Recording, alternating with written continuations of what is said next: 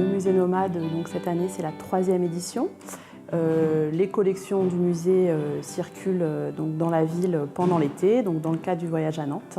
Nous avons invité l'artiste québécois Jocelyn Robert, dans le cadre aussi de la saison culturelle québécoise qui a lieu cette année à Nantes.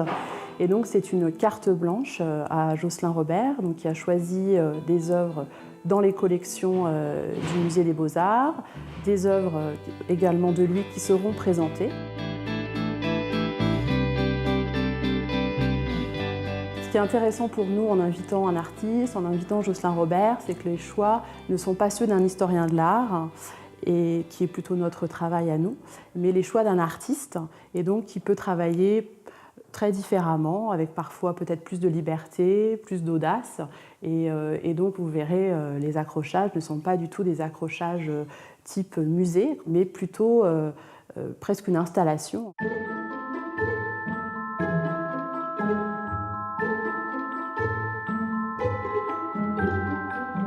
L'invitation du Musée des Beaux-Arts de Nantes était particulièrement intéressante pour moi parce que justement, elle me proposait comme artiste un médium inouï d'une certaine manière. C'est rare qu'on offre à un artiste de travailler comme artiste avec l'œuvre des autres.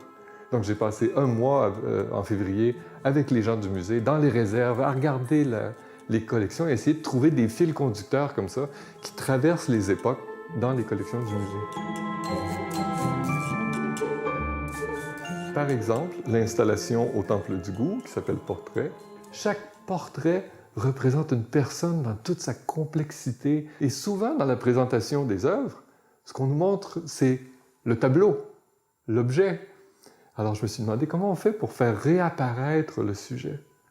Et une des choses qui fait réapparaître le sujet, c'est le regard.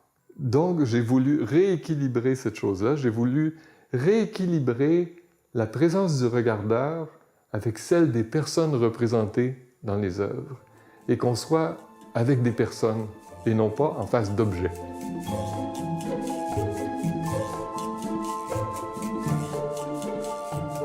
On va faire une grande liberté pour ce projet-là, et je pense que ça se sent dans les installations, et je pense que les visiteurs peuvent participer à cette liberté-là.